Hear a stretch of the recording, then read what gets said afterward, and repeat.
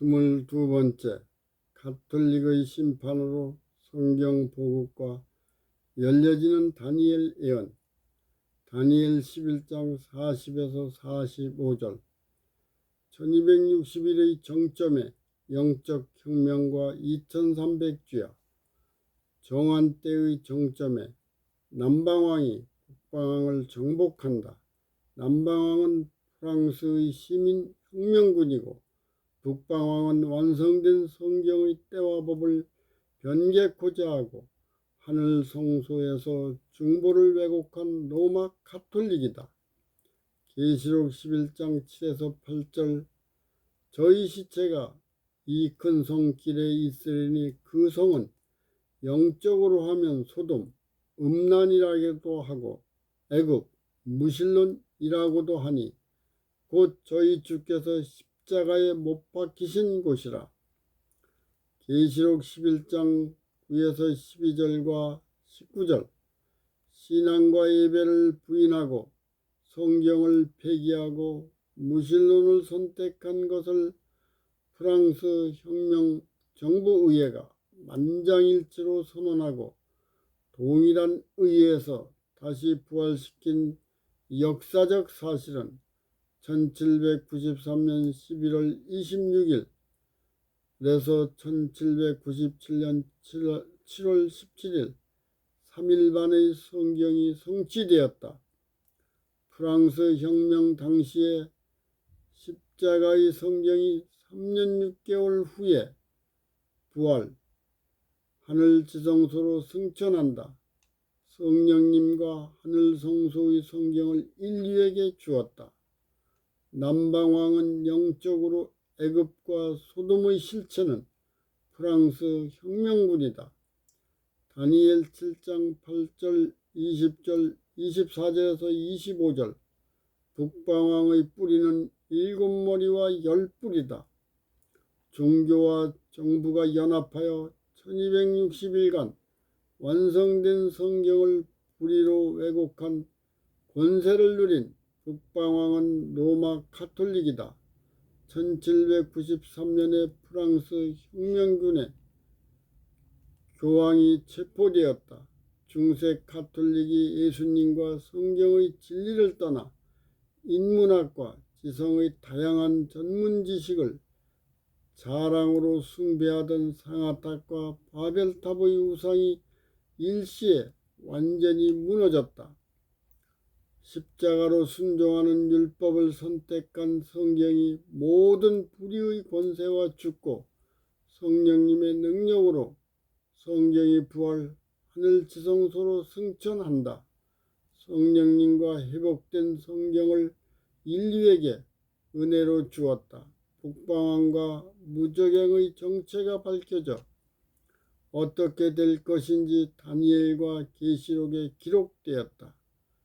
다니엘 7장 26절. 심판이 시작된 즉 그는 권세를 빼앗기고 끝까지 멸망할 것이요. 예수님이 하늘 지성소에서 회복된 성경을 밝히심으로 여자의 남은 자손이 제사장이 되어 마지막 사역을 한다. 계시록 13장 3절에서 4절 말씀. 2300주야 후 예수님이 하늘 지성소에서 십자가로 회복된 성경을 친히 밝히신다. 그 복음과 예언을 왜곡하는 열린 종교가 연합한다. 재림 직전에는 회복된 성경을 왜곡한 세력이 연합하여 가톨릭보다 큰 권세로 살아서 승천할 자를 대적한다. 다니엘 8장 14절과 계시록 13장 11절에서 12절과 18장 1에서 4절. 예수님이 지성소에서 성경을 밝히시는 것을 선택한 자가 성령님의 능력으로 세상에 선포할 때에 영적 부흥과 개혁이 일어난다. 동시에 회복된 성경을 왜곡한 종교가 연합하여 짐승의 우상을 세우고 강제로 경배하게 한다.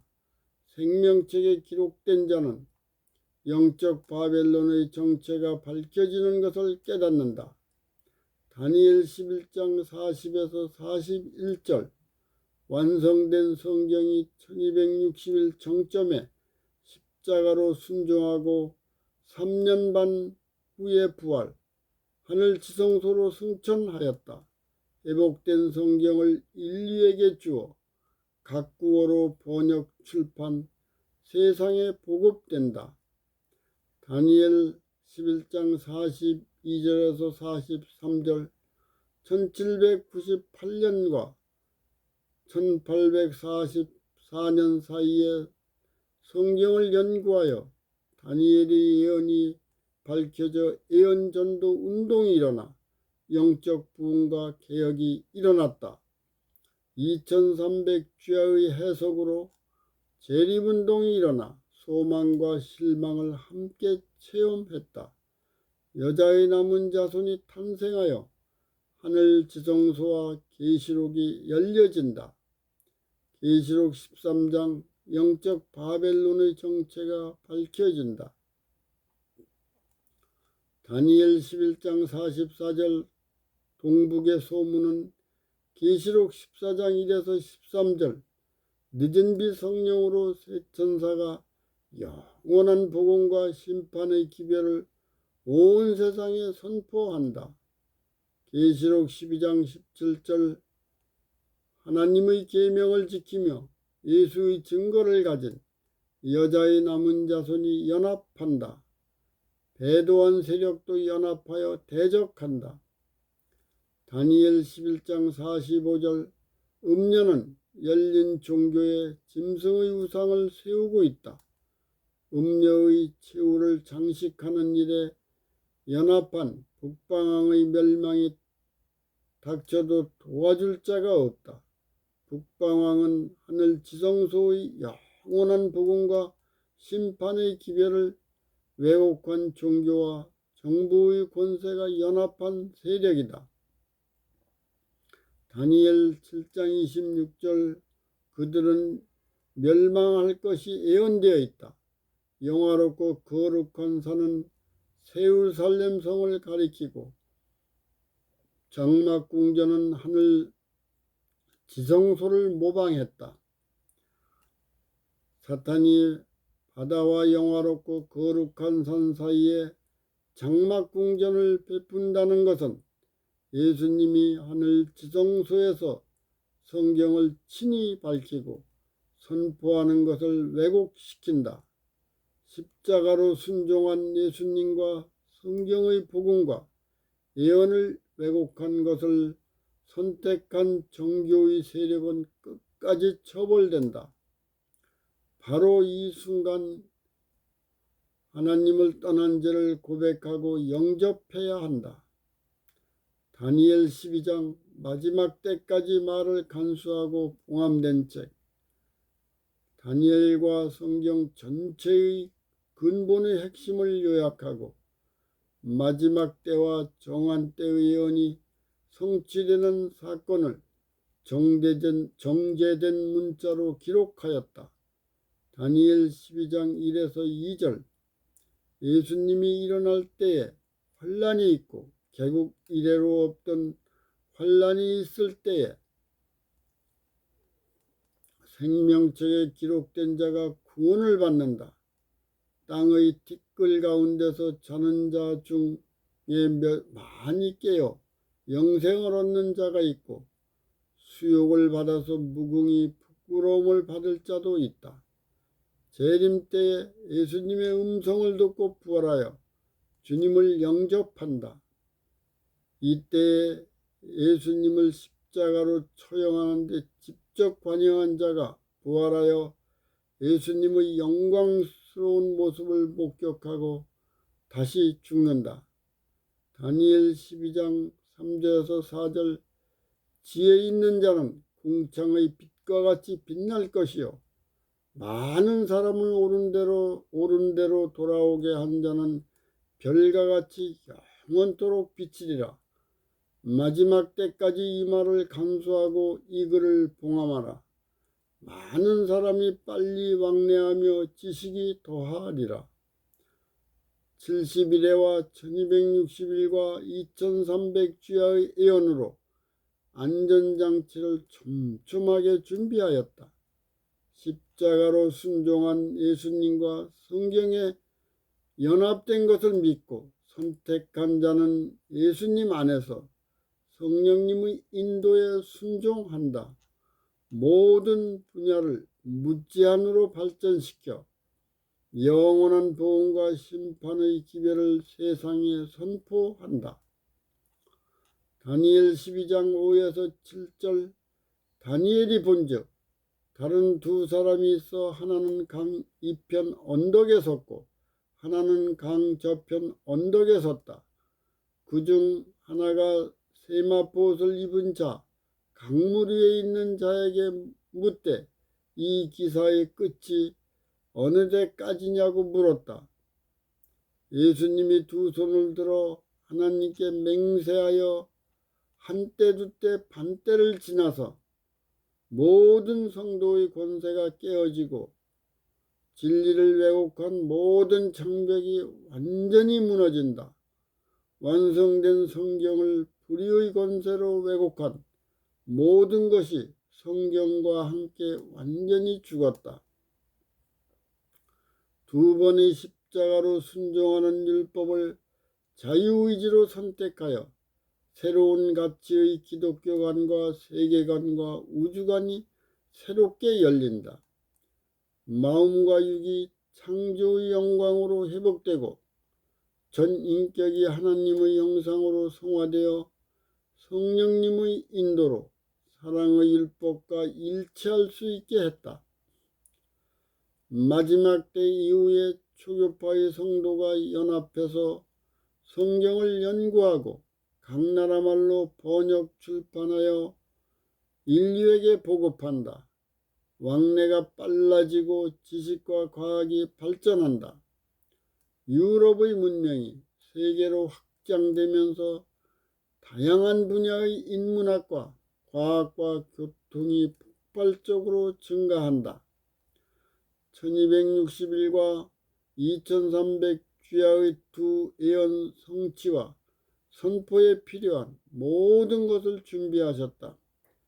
지식과 교통의 증가와 쓰고 읽을 줄 아는 사람의 수와 선교사들의 파송과 성경 출판을 늘리는데 엄청난 영향을 주었다. 다니엘의 예언이 열리기 시작하여 예언 전도 운동이 일어나 예언이 점점 더 밝혀져 널리 알려지게 되었다. 다니엘 12장 8절에서 10절. 하나님은 다니엘에게 마지막 때와 정한 때의 끝에 관한 예언이라고 알려주고 정한 시간을 봉함했다. 내 주여, 이 모든 일의 결국이 어떠하겠습니까? 다니엘아, 갈지어다. 이 예언은 마지막 때까지 간수하고 봉함되나 시간의 일정표는 알려주었다. 많은 사람이 연단을 받아 스스로 정결하게 하며 희귀할 것이나 악한 사람은 악을 행하리니 악한 자는 아무것도 깨닫지 못하되 오직 지혜 있는 자는 깨달으리라. 1260일과 2300주야가 연관된 종교와 정부가 원하는 목적으로 연합하는 연도를 주었다.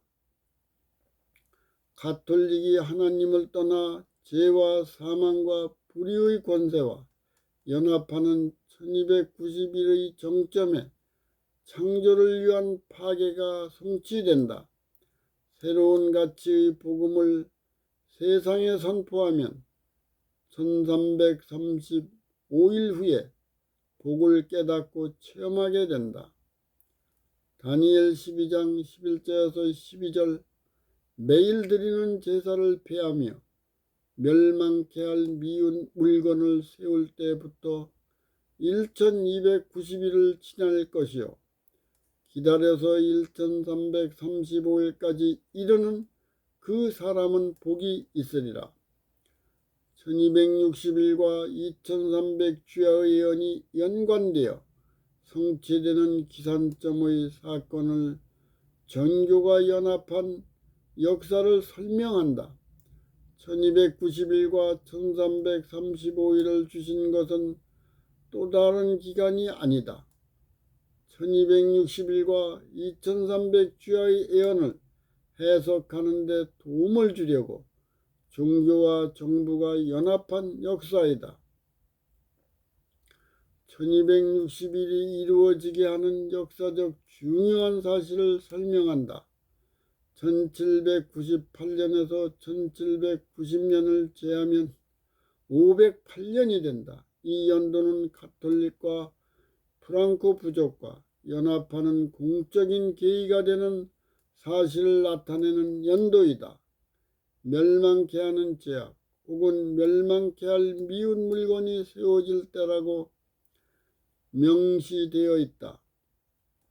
1260일의 끝은 1798년과 연관이 있다. 1798년에서 1290년을 빼면 508년이다. 역사는 점적이 아니라 선적이며 특히 복잡한 정부 세력과 연합한 가톨릭의 경우는 그 배경과 과정이 더욱 복잡하다. 중세 가톨릭이 세워지는 어떤 근본적 사건들이 있다. 중세 가톨릭의 역사적 권위와 지적 영향을 물려준 것은 AD 330년 서로마였다. 가톨릭의 감독을 교회의 머리로 인정한 정치적 배려는 AD 533년 동로마 황제가 인정했다. 그의 프랑크와의 연합이다. 게르만 부족 중 최강의 세력인 프랑크가 가톨릭에 밀착된 것은 AD 496년 프랑크 왕 글로비스가 다른 게르만 부족과 생사를 건 싸움에서 가톨릭의 힘으로 승리하였다. 감사로 프랑크 왕과 수많은 병사가 가톨릭으로 개종한 데서 시작된다. 게르만 부족은 가톨릭이 적대시한 아리우스파 신앙을 신봉했다. 동로마 황제까지도 그 신앙으로 넘어갔으므로 로마 가톨릭은 아무도 의지할 데가 없었다. 가톨릭이 주장하는 삼위일체 하나님을 왜곡하는 위기가 닥칠 때에 프랑크가 가톨릭으로 개종은 획기적인 사건이다. 그래서 프랑크를 가톨릭의 마달이라고 부르고 있다. 이 프랑크 계통의 왕들이 가톨릭에 충성하여 가톨릭을 수차례 파멸의 위기에서 건져주었다. 가톨릭은 AD 800년에는 프랑크 찰스 대제에게 관을 씌워 역사적 신성 로마 제국을 탄생시켰다. 1806년 나폴레옹에게 망하기까지 아악과 이세벨이 연합하여 배도를 자행하여 중세기의 정교의 연합으로 미로를 즐겼다. 507년에는 프랑크 부족이 아리우스파 신앙의 교리를 믿는 게르만 부족의 연합 세력과 고을 지방에서 싸워 승리해서 파리를 수도로 정하고 강대국으로서 서유럽의 주인으로 부상하였다. 다음에 508년에 프랑크 왕 글로비스는 동로마 제국의 황제 아나스타시우스로부터 로마 귀족과 집정관의 칭호와 영예를 부여받았다. 글로비스의 즉위에 공식 승인과 프랑크의 고을지방 점령은 정교가 연합한 세력의 승리이다. 정부와 가톨릭이 연합하여 타교파와 정부를 무너뜨리는 역사를 인정한다. 다음 시간에는 다니엘 예언 핵심 연구 마지막인 23번 제 1335일의 복과 재림 다니엘의 결론을 연구하겠습니다.